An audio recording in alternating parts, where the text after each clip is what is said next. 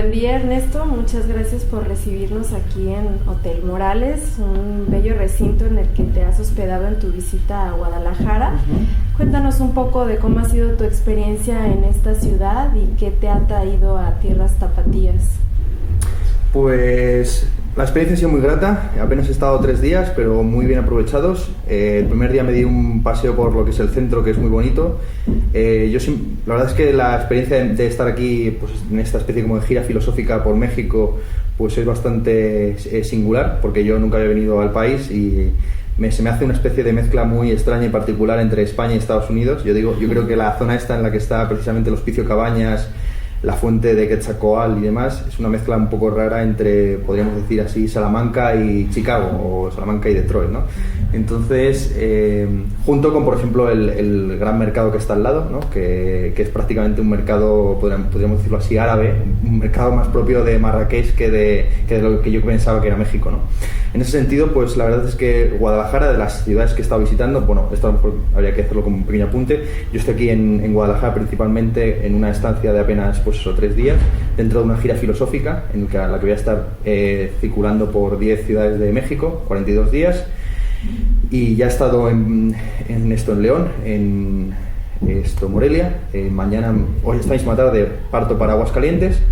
Y de las 3 ciudades que he visitado, la verdad es que Guadalajara es seguramente la más impresionante. Está como dimensión también de gran mancha urbana, a la manera un poco de Los Ángeles o de todas las ciudades fundadas por mexicanos que luego fueron apropiadas por los Estados Unidos, ¿no? Y que ahora vuelven a estar habitadas también por mexicanos por razones que están muy también de política de actualidad. Ya digo, he visitado el centro, lo típico, ¿no? Zapopan, Tlaquepaque. Allí me sorprendió mucho todo el ritual este de los indígenas que se ponen a volar, a girar en torno a la cucaña esta. No recuerdo muy bien cómo era el término exacto. Los voladores de Papantla. Esto es, los voladores de Papantla. Bien. Y muy bien, bueno, estoy aquí invitado y los que han pagado, digamos, esta estancia en el hotel, que es un hotel incluso demasiado lujoso para mí, son el Departamento de Filosofía de la Universidad de Guadalajara, que ha tenido a bien invitarme como ponente en lo que se llaman las cátedras inaugurales del cuatrimestre, tanto para lo que es el grado, la licenciatura, como para luego el doctorado de filosofía. Entonces he dado 2 lecciones sobre lo que se podría llamar filosofía continental en América Latina, con todos los matices que habría que ponerle a ese término. La filosofía continental del siglo XX, una filosofía más de índole fenomenológica, existencialista, espiritualista, intuicionista, emotivista,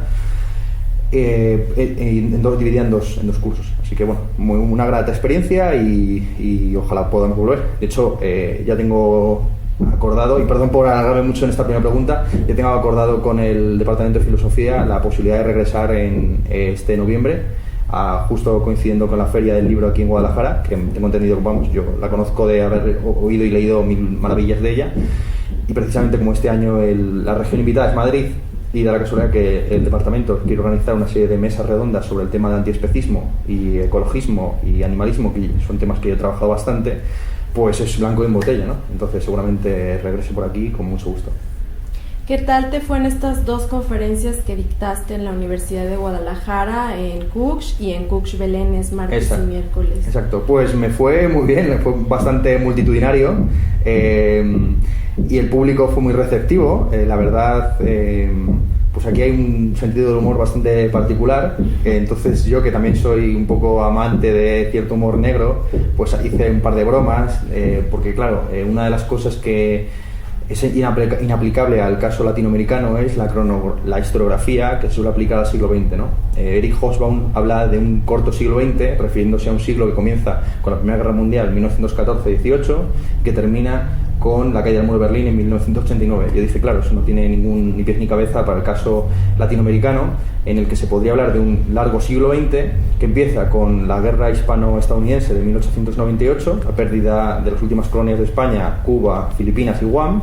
Y claro, el final del siglo XX pues sería más difícil de cifrar, pero ya puestos a cifrarlo en torno a un muro, pues ¿por qué no decir que todavía seguimos en el siglo XX hasta que Donald Trump pues haga su sueño realidad, ¿no? Entonces, y la gente pues En otro contexto seguramente se hubiera enfadado, hubiera pateado, hubiera puesto mala cara, pero aquí se lo tomaban todo con bastante ironía. Entonces, bueno, conté varias anécdotas de cómo yo, por ejemplo, antes de venirme para aquí, para España, tuve que hacerme el pasaporte muy deprisa y entonces no me dieron cita en ninguna comisaría de la capital de Madrid, donde yo vivo, y tuve que irme a las afueras, a una ciudad llamada Aranjuez, donde está situada el palacio construido por los Borbones. Entonces yo dije una broma algo así como, bueno, los Borbones, aquellos de los cuales ustedes tuvieron la suerte de independizarse, y la gente pues también como que se arrancó así en una serie de risas. O sea que muy bien, la verdad es que la experiencia es muy grata, el público muy receptivo, también hubo una serie de preguntas sobre pues cuestiones como si el positivismo se puede considerar la filosofía oficial del porfiriato. Luego tuve una entrevista también con unos chavales de la Gaceta de la Universidad de aquí de Guadalajara, que me preguntaron también sobre cuestiones pues también de actualidad, ¿no? La filosofía de Donald Trump, todo lo que se llama la alt-right, etcétera. Muy grato realmente los 3 días que he pasado por aquí. Normalmente se pregunta cuál es la importancia de la filosofía. Yo te preguntaría, ¿cuál es la urgencia de filosofar en un momento convulso como el que ahora vive México y el mundo entero, con estas políticas globales que amenazan con cambiar muchos paradigmas? Sí, claro, necesitamos un tipo de filosofía también distinto, ¿no? Quiero decir que los filósofos están acostumbrados a más bien hacer doxografía. De hecho, yo también, en parte, las conferencias que estoy planteando, por lo menos en su planteamiento inicial, luego en las preguntas yo estoy abierto a cualquier tipo de objeciones y respuestas, pues son también muy doxográficas. Esto es, yo al fin y al cabo tan solo voy exponiendo, fulanito dijo esto, menganito dijo aquello, y no entro tampoco en cuestiones de actualidad, a pesar de que sí que tengo alguna conferencia planeada titulada Los fundamentos filosóficos de Donald Trump, que también como un poco de broma, ¿no? Y entonces, bueno, la filosofía quizás tenga que remodelarse.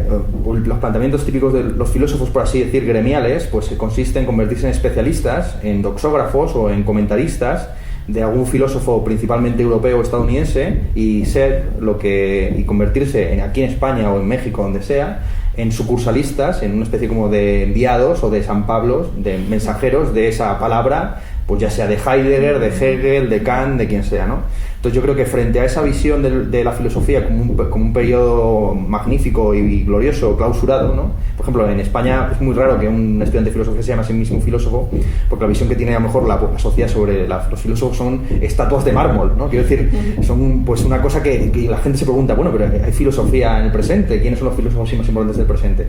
Y si uno ve más o menos quiénes son los filósofos que están teniendo cierta incidencia en la actualidad, pues como es por ejemplo todo el Star System montado en torno a la izquierda lacaniana, muy señaladamente Slavoj Žižek, pues son filósofos evidentemente que tratan cuestiones de actualidad. De hecho, el libro Slavoj Žižek, a pesar de ser un autor que se plagia a sí mismo, que es el que está publicando permanentemente el mismo libro con pequeños matices, nuevas bromas en todo caso y tal, es un autor que se ha preocupado doxográficamente sobre los grandes pensadores de la modernidad, ¿no? Así tiene, por ejemplo, El espinoso sujeto, que es un libro de 800 páginas sobre Descartes, principalmente, menos que nada, también 800 páginas sobre Hegel, tiene un texto sobre Schelling también bastante meticuloso, otro que es sobre Deleuze, en fin, que se ha ido dedicando a esta cuestión de la doxografía sin descuidar, evidentemente, pues la implantación política real y las cuestiones de actualidad, ¿no? Entonces yo creo que la filosofía tiene que saber conjugar, por un lado, más bien tiene que saber utilizar las herramientas de su pasado glorioso en un presente, pues como tú bien dices, convulso, pero que no obstante, a pesar de parecer como una especie de mundo de absoluta incertidumbre, pues hay una serie de patrones que más o menos se van repitiendo, y no en balde, pues a lo que estamos a punto de asistir en Europa con la más que posible victoria de Marine Le Pen, se recuerda bastante pues al periodo de inestabilidad política que hubo en los años 30 en Europa, y de hecho se puede decir que Donald Trump no es sino la exportación de una anomalía en Estados Unidos, que es una derecha, digamos, no liberal, liberal en el sentido europeo del término, no estadounidense, ¿no? Es decir, que Donald Trump es el primer presidente estadounidense con un discurso abiertamente, ¿cómo decir?, pues eso, supremacista, etnocéntrico, prácticamente, pues eso, ¿no?, nacionalista, chauvinista, aislacionista, prácticamente de todo el siglo XX. Era una especie de tendencia política de los presidentes del siglo XIX.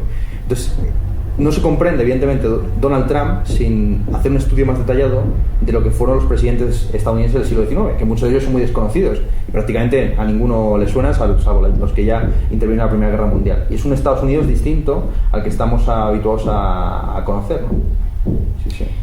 Estamos viendo esto en un programa en el que giramos en torno al cine, pero siempre ligándolo con diversos temas En este sentido, y ahora que hablas de esta historia, que si sigue ciertos parámetros, a mí me gustaría platicarte sobre una frase que a mí me gusta mucho de una película.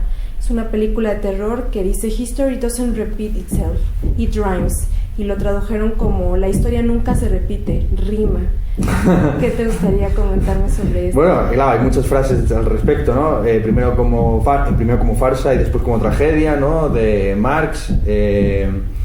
Bueno, hay muchas frases acerca de la cuestión de si la historia se repite o no, ¿no? La visión tradicional, por ejemplo, de los clásicos tipo Cicerón, era que la historia es una magistra vitae, ¿no? Que la historia es la maestra de la vida, porque en la medida en que es más o menos circular o se va repitiendo, que era un poco la visión que tenían según ciertas interpretaciones de los clásicos grecolatinos, pues evidentemente conocer el pasado es esencial para proyectarse hacia el futuro, ¿no? Porque nada sale de nada en una visión pues netamente, por así decir, determinista, naturalista. Esta es una visión de la historia que evidentemente pues entra en crisis con todo lo que es la aparición de las religiones del libro, que son religiones claramente idealistas y creacionistas, y que consideran la posibilidad de una creación ex nihilo, ¿no? En la que Dios pues estaría sobre todo determinado por su facultad volitiva y su capacidad de hacer aquello que quisiera, y del mismo modo el ser humano, en tanto que imagen y semejanza de ese Dios creador, pues también sería como una especie de pequeño segundo Dios de segunda mano, que también sería capaz, digamos, de crear cosas desde la nada, ¿no?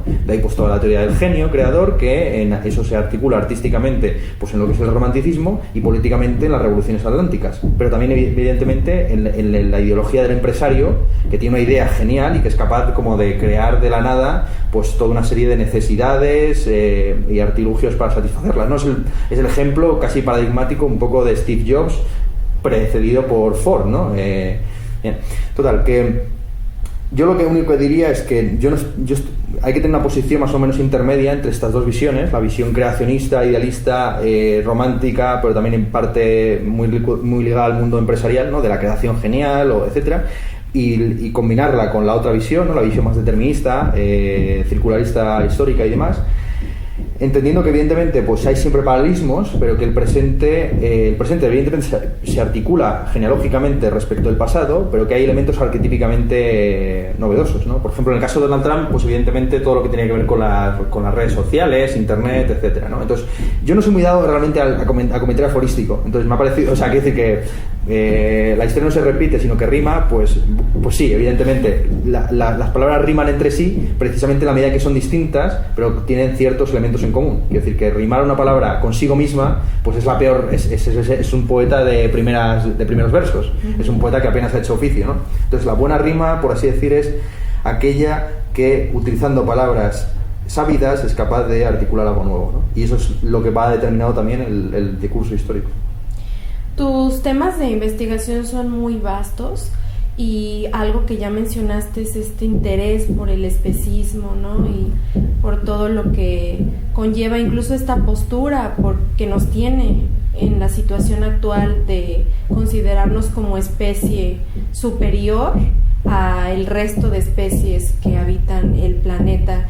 ¿Pudieras hablarnos un poco sobre esto y cómo te posicionas como individuo respecto a esto?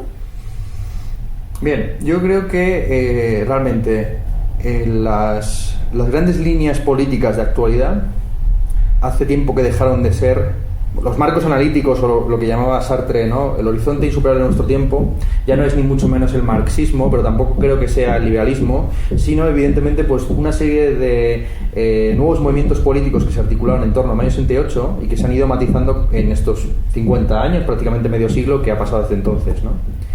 Que son principalmente el feminismo, el ecologismo y el antiespecismo como algo distinto del ecologismo, ¿no? Esto es algo que quizás en determinados contextos pues no es tan conocido, el conflicto prácticamente irreductible que hay en términos metodológicos entre el antiespecismo como defensa de los intereses de seres valiosos en tanto que sintientes, y el ecologismo como pues una especie de una defensa que puede ser antrópica o anantrópica de una serie de ecosistemas con unos equilibrios homoestáticos dados, ¿no? Simplemente la contradicción se ve muy bien viendo cómo los antiespecistas suelen ser individualistas metodológicos también en lo moral, entendiendo que la fuente de valor última es el individuo y no tanto la especie, o el género. Estoy hablando de especie y género en términos evidentemente aristotélicos y porfirianos, pero también evidentemente biológicos. Quiere decir que a un antiespecista le da igual que si un animal sea de una especie en peligro de extinción o no. De hecho, como es sabido, algunos antiespecistas bastante antiecologistas han llegado a proponer la extinción de todos los animales carnívoros en la medida en que su contribución al medio ambiente, por muy valiosa que sea en términos homoestáticos, lo que contribuye es a generar displacer, sufrimiento, etcétera, ¿no? Bien. Mientras que, como es frente a este individualismo etológico moral, pues tienes el ecologismo, que es más bien una especie como de holismo, etcétera, ¿no? Que además no promueve la maximización de valores de utilidad moral o ético o hedonista, sino valores de tipo pues biológico, ecosistémico, geológico, lo que sea, ¿no? Bien, mi posición al respecto pues es también tener una posición intermedia, entender que son dos grandes desafíos del presente. Hay algunos antiespecistas que hacen una analogía muy precisa, que dicen que cuando la gente se ofende porque un antiespecista compara los mataderos con campos de concentración, el que debería estar ofendido no es, por ejemplo, el judío, sino el animal. Si pudiera ofenderse el animal, en la medida en que si uno compara el número la cifra, digamos, de muertos en este holocausto animal perpetuo, ¿no? Comparados con el holocausto pues de los 5 o 6 años del periodo final del nazismo, pues la cifra es escalofriante en el primer caso, ¿no? Entonces, eso es un gran desafío, digamos, ético y moral. Cómo se articula también filosóficamente con todos los problemas que conlleva, pues ampliar el concepto de sujeto de derechos, de persona jurídica, de paciente moral, ¿no? Que son grandes temas filosóficos, ¿no? Quiere decir que lo que también tiene el antiespecismo interesante es que no simplemente es una cuestión práctica a la que aplicamos una filosofía ya dada, sino que nos obliga a reconfigurar toda la disciplina filosófica hasta tal punto que se han creado nuevas disciplinas que curiosamente no suelen estar radicadas académicamente en los departamentos de filosofía, sino por ejemplo en los de derecho o de medicina, como es el caso de la bioética. Es decir, que la bioética, pues con todos los temas que, insisto, caen siempre del lado bien de esta cuestión del ecologismo, el antiespecismo, etcétera, o bien del feminismo, como es, o cosas próximas al feminismo, como es la cuestión del aborto, la eutanasia, etcétera. Entonces, para mí las dos grandes líneas, evidentemente políticas, son la del antiespecismo, el ecologismo y también el feminismo, ¿no? Entonces, y también es muy interesante ver cómo el feminismo prácticamente se ha convertido en el caballo de batalla de la izquierda. Y es prácticamente sobre el cual incluso la izquierda más moderada, como es el caso, por ejemplo, de la izquierda pues absolutamente imperialista, que apoyó y tibiamente socialdemócrata, que apoyó a Hillary Clinton, el principal argumento que tenían a favor de Hillary Clinton era que era mujer y que por fin se iba a romper el techo de cristal. Pero por lo demás, esa señora, como sabido, pues no ofrecía ninguna alternativa palpable al gobierno de Obama, sino que dentro de ese propio gobierno había sido una persona bastante, por ejemplo en el caso ucraniano y sirio, pues malévola, como poco, ¿no? Bien, entonces yo diría un poco, esas son las observaciones que yo haría sobre el tema antiespecista. Brincando un poco al activismo ya político, ¿pudiste seguir lo que pasó en México con Yo Soy 132? ¿Son desapariciones de los estudiantes o cuál? Fue antes de los 43. Ajá. Este movimiento que emuló un poco la fórmula de la primavera árabe. Ajá. Y volcó a estudiantes de diversas universidades privadas y públicas. Ajá. A las calles. Ajá. En rechazo primero a la candidatura de Peña Nieto. Ajá. Y después, cuando ganó y se consideró una imposición este triunfo, ¿sí? Se volcó en una serie de protestas, una ola de protestas pues multitudinarias en todo el país. Ah, sí, claro, esto fue justo la elección de Peña Nieto fue 2012. Así es. Exacto, sí. Surgió en la Universidad Iberoamericana. Esto es. Sí. Vamos, yo estuve siguiendo bastante pues todo lo que fue el proceso de no sé cómo lo llamaron aquí, que quisieron desaforar, creo, a López Obrador. Así en 2006, sí. Y luego posteriormente su segunda candidatura en 2012, ya mucho más debilitado, ¿no? Políticamente, y parece que va a presentarse de nuevo, ¿no? Ahora en 2018 a las elecciones, y que parece que tiene más alternativas a la de ganar las elecciones con Morena. Bien, sí, yo estaba más o menos siguiendo el contexto político mexicano. Sobre todo conozco más pues todo lo que es los análisis del siglo XX, de lo que algunos llaman la dictadura perfecta del PRI, que es un caso paradigmático de estabilidad política de posguerra mundial. con la curiosidad de que, evidentemente, como la Revolución Mexicana tiene lugar precisamente con motivo de la Primera Guerra Mundial, y que en la Segunda Guerra Mundial tan solo afecta a México en lo que tiene que ver con la llegada de los exiliados españoles precisamente de nuestra guerra civil, pues nos encontramos con un caso muy curioso, que es pues un partido que ha estado gobernado de manera omnímoda en unas supuestas democracia libre durante pues eso 70-80 años, ¿no? Algo que puede parecer muy anómalo si uno no tiene en cuenta que lo que sucedió en México que sigue sucediendo en México, ¿no? Que es una alternancia muy tibia entre dos partidos que prácticamente apuestan por lo mismo, como es el PAN o el PRI.